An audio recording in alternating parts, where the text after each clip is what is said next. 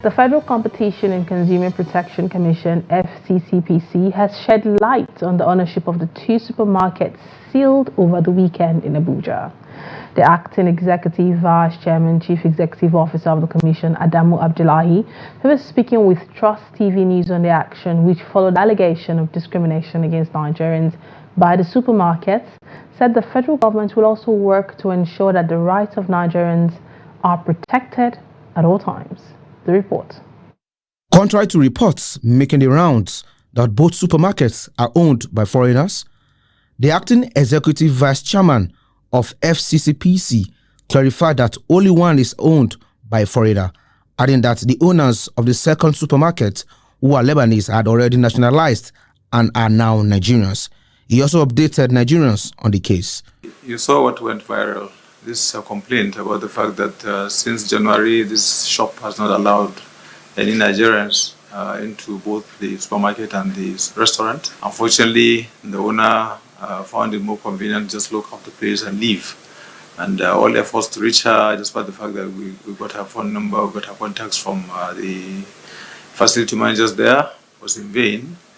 So we were left with no option than to stick the summons, just the summons really, that was stuck on the gate of the shop, asking the management of that shop to come and meet us tomorrow at 11 a.m.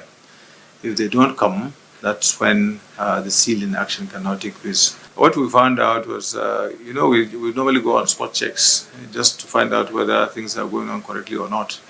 So I was called in because they found out that Amigo was selling Stallion brand rice as well as Cup rice. Stallion Group, as we all know, wound up its services in Nigeria in 2018. In the course of our investigation, we also noticed that they have a lot of products whose expiry dates have been tampered with. That's not allowed.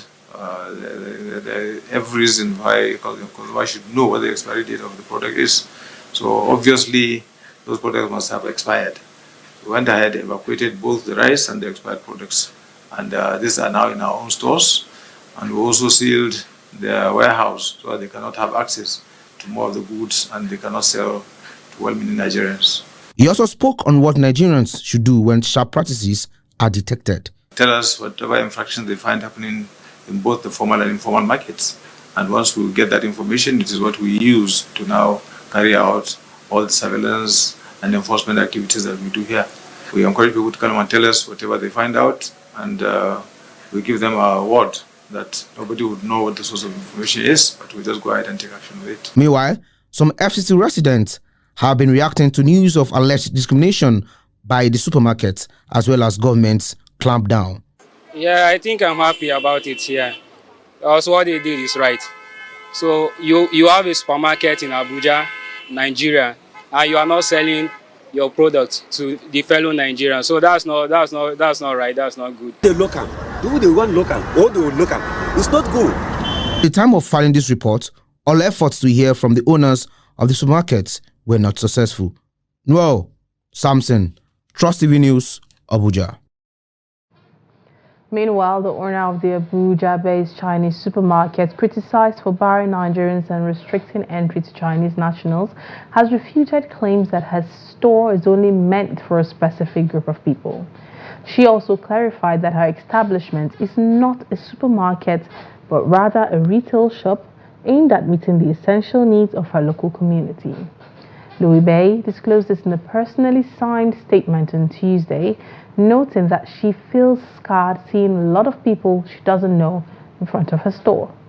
Her reaction followed a summon notice and threat of sanction by the Federal Competition and Consumer Protection Commission on Monday. After it sealed her store, Trust TV on Monday reported that the supermarket had implemented a controversial policy restricting entry solely to Chinese nationals, excluding Nigerians from patronizing the establishment.